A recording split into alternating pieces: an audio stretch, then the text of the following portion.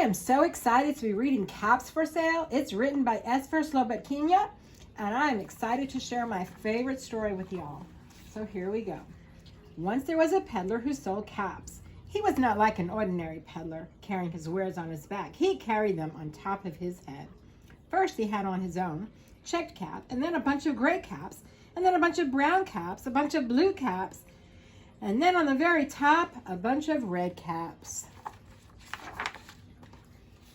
He walked up and down the streets, holding himself very straight so as not to upset his caps. As he went along, he called, "Caps, caps for sale, 50 cents a cap."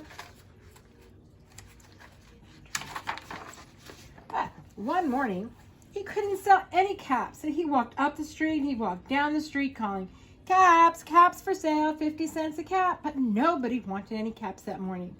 Nobody even wanted a red cap. He began to feel very hungry, but he had no money for lunch. "I think I'll go for a walk in the country," said he, and he walked out of town, slowly, slowly, so as not to upset his caps. He walked for a long time until he came to a great big tree.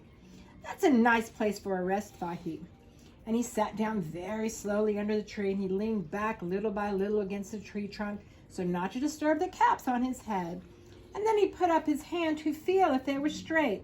First his own checked cap, then the gray caps, then the brown caps, then the blue caps, and then the red caps on the very, very top. They were all there, so he went to sleep, and he slept for a very long time.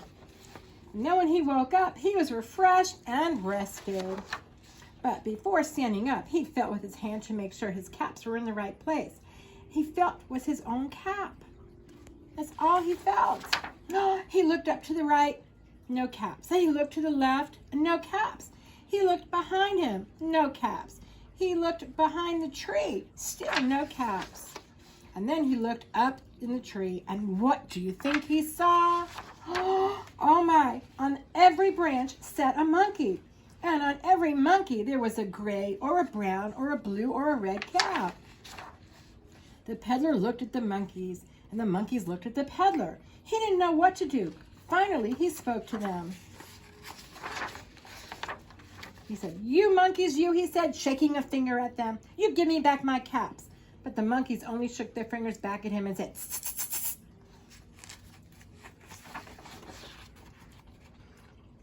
Sorry, skip the page.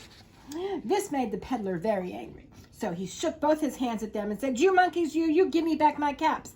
But the monkeys only shook both their hands and back at him and went, "Tss."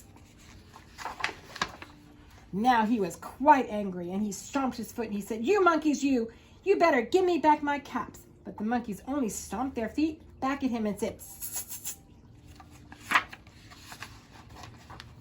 By this time, that peddler was really very, very angry. He stamped both his feet and he shouted, "You monkeys, you must give me back my caps." But the monkeys only stamped both their feet back at him and said, "Tss." At last, he became so angry that he pulled off his own cap and he threw it on the ground and he began to walk away. But then each monkey pulled off his cap. And all the gray caps and all the brown caps and all the blue caps and all the red caps came flying down out of that tree.